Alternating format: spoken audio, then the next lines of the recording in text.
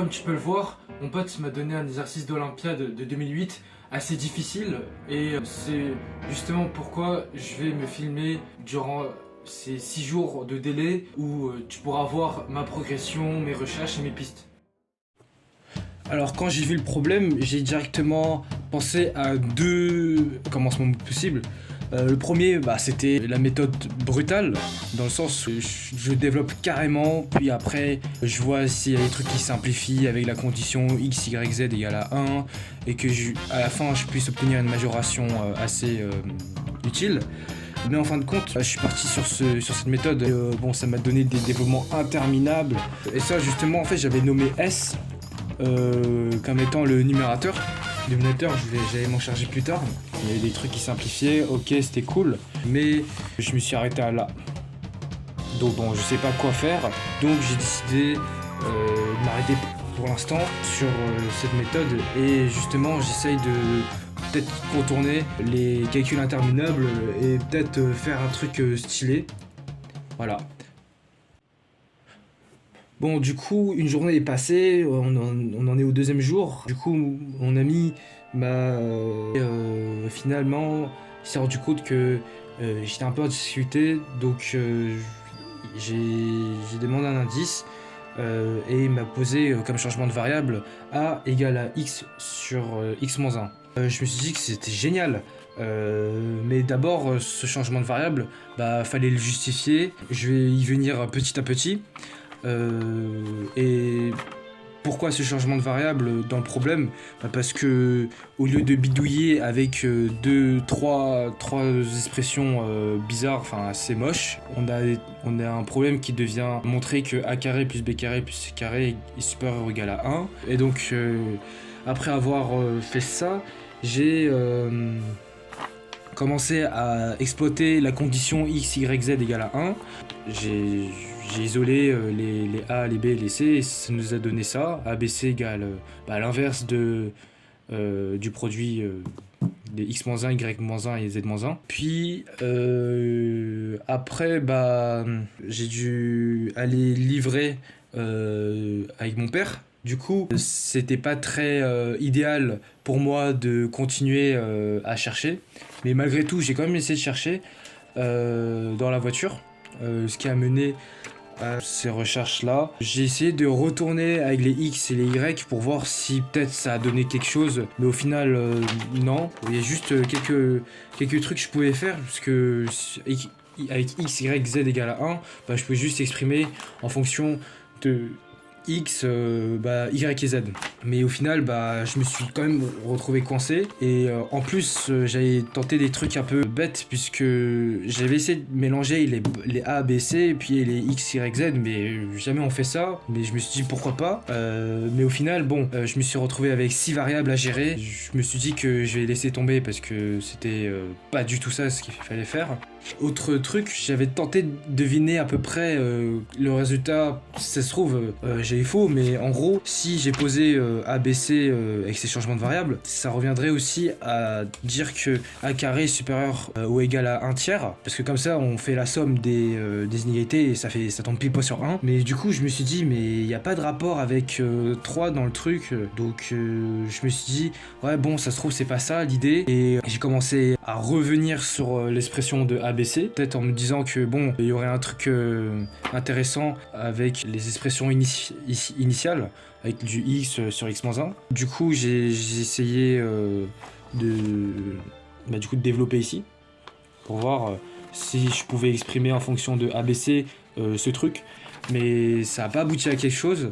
Tu peux voir ce que j'ai essayé par la suite. C'est pas fameux. Donc à premier abord, ce problème, c'est sa propre inégalité.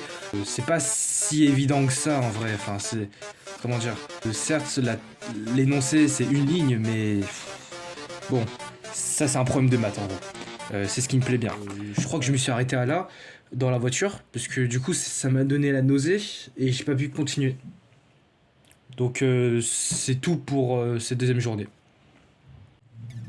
Alors en ce qui concerne le troisième jour, j'ai pas pu étaler encore plus mes recherches puisque je participe au concours général de physique-chimie, et donc j'ai préféré réserver mon après-midi pour réviser ça le plus possible. On verra demain ce que je pourrais faire avec mon temps libre, enfin mon temps libre, parce que demain j'ai cours. Je ne sais pas quand est-ce que j'aurai le temps d'y réfléchir, mais en tout cas, je trouverai le temps. Alors, aujourd'hui, on est jeudi, j'ai pu trouver du temps pour continuer mes recherches sur ce problème. Alors, le temps que j'ai trouvé, bon, c'était pendant mes cours, et c'était notamment dans le cours d'histoire géo. Voilà. J'ai pu avancer pas mal dans mes recherches, surtout que je pense avoir trouvé la réponse. Je sais pas encore, mais bon, si je te montre à peu près le bordel, et je t'expliquerai tout ça au tableau. Voilà. Donc, on se retrouve devant mon tableau. Alors, qu'est-ce que j'ai fait dans ce cours d'histoire géo? J'ai pu montrer justement pourquoi on pouvait faire ce changement de variable. Parce que justement c'est une bijection. Déjà de 1, la moins rigoureux, le moyen le moins rigoureux, c'est justement juste de regarder sur le graphique et voir qu'en fait c'était une hyperbole et justement bon, c'est une bijection. Deux autres moyens où on peut voir que c'est une bijection, c'est justement étudier les variations de cette fonction dans son ensemble de définitions et appliquer justement le corollaire du TVI, donc le théorème de la bijection, c'est une bijection, faisant justement l'étude de fonction f de x égale à x sur x-1. Et aussi on pouvait justifier autrement en montrant justement que elle est à la fois surjective et injective. Donc voilà, je ne vais pas m'attarder là-dessus parce que c'est pas le point le plus dur ou le plus intéressant non plus. Du coup, ce que j'ai trouvé en histoire, c'est que on a bien sûr A différent de 1, parce que bon, je pourrais le justifier par l'absurde. Bon, c'est quoi, on va le faire tout de suite. Et comme ça, c'est fait. Donc on va supposer que x sur x-1 peut être égal à 1. Et on a 1 sur x sur x-1. Et bien sûr, ça, c'est jamais égal à 0. Et donc, ça, c'est contradictoire. Enfin, c'est une absurdité. Du coup, une fois qu'on a justifié ça, c'est pareil pour les autres changements de variables que j'avais posés. Et qu'est-ce que j'ai trouvé après en histoire géo de cool, peut-être, enfin j'espère, c'est que, bon je vais effacer, c'est que le changement de variable, en manipulant à peu près bien, on tombe sur x sur a moins 1. Je ne détaillerai pas comment j'ai trouvé ça parce que je préfère que toi tu le retrouves par toi-même. Donc une fois qu'on a ça, on a aussi y égale à... Donc, une fois qu'on a ça, on sait que x, y, z, par hypothèse, ça fait 1. Donc ce qu'on serait tenté à faire, c'est de faire la multiplication de ces trois termes, parce qu'on sait que ça fait 1 à la fin. Donc allons-y, on va le faire. Ça nous donne A, B et C, le tout sur A moins 1, B moins 1, C moins 1, égale à 1.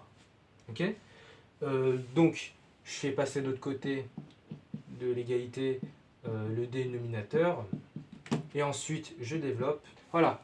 Donc, on remarque que ABC vont s'annuler. Donc, on fait passer le ABC de l'autre côté, ça fait 0. ABC moins ABC. Et ce qui nous amène à cette égalité. Ok. Donc, je me suis arrêté à là en cours d'histoire géo et j'ai pas cherché plus parce qu'en rentrant, je devais continuer à réviser mon concours général. Chose que je vais continuer là après le tournage de cette scène. Et donc demain, j'espère que j'aurai trouvé quelque chose d'intéressant avec cette égalité. Demain, que je rappelle, le dernier jour avant la deadline. Voilà. Du coup, on se retrouve pour demain. Alors c'est reparti pour le dernier jour, là je suis rentré du concours général il y a quelques heures et je suis allé reprendre le problème et revenir là où je m'étais arrêté hier.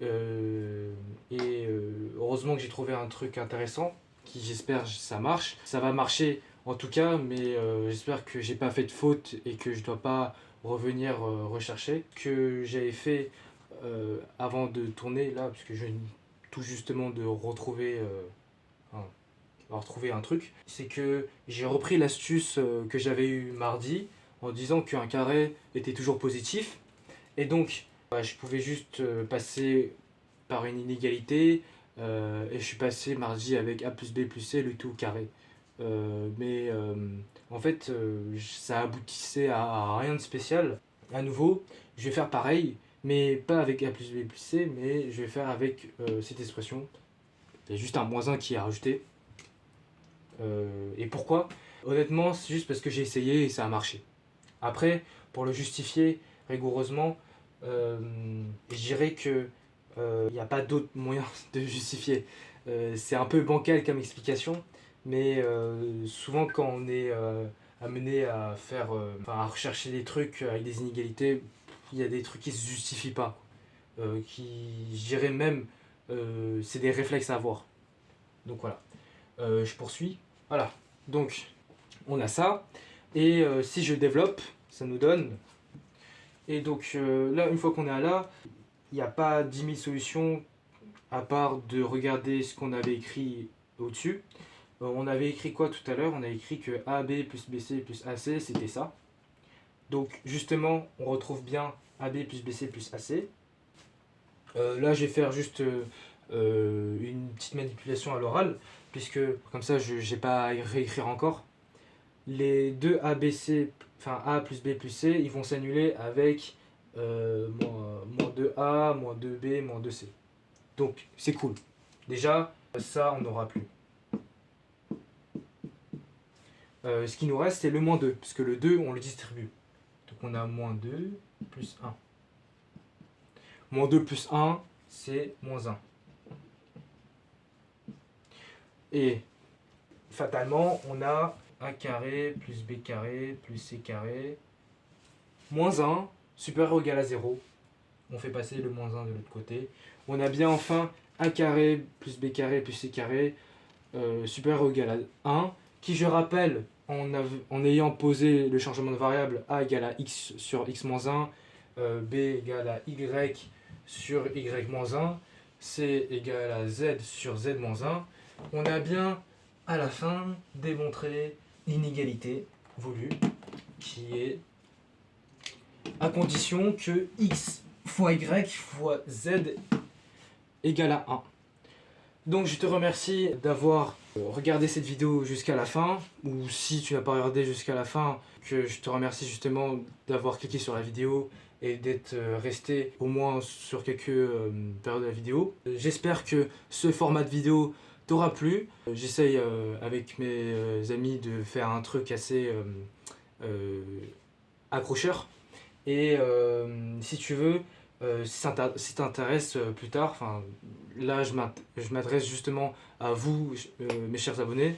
Si la question du coup c'était si vous voulez une généralisation de cette inégalité avec une somme, bon en gros cette inégalité avec n termes qui remplit justement le produit de, je dis à titre exemplaire, le produit de k allant de 1 à n des a indice k égale à 1, qui remplit donc bien cette condition, parce que dans ce cas particulier on avait bien x, y, z égale à 1. Et justement du coup je voulais savoir si vous êtes chaud pour attaquer la généralisation de cette inégalité.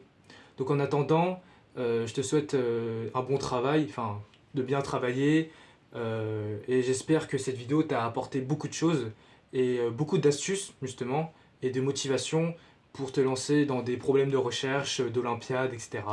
Et en attendant, j'espère que ma solution sera validée par mon pote, comme ça je pourrai obtenir le nitro. Donc voilà, ciao!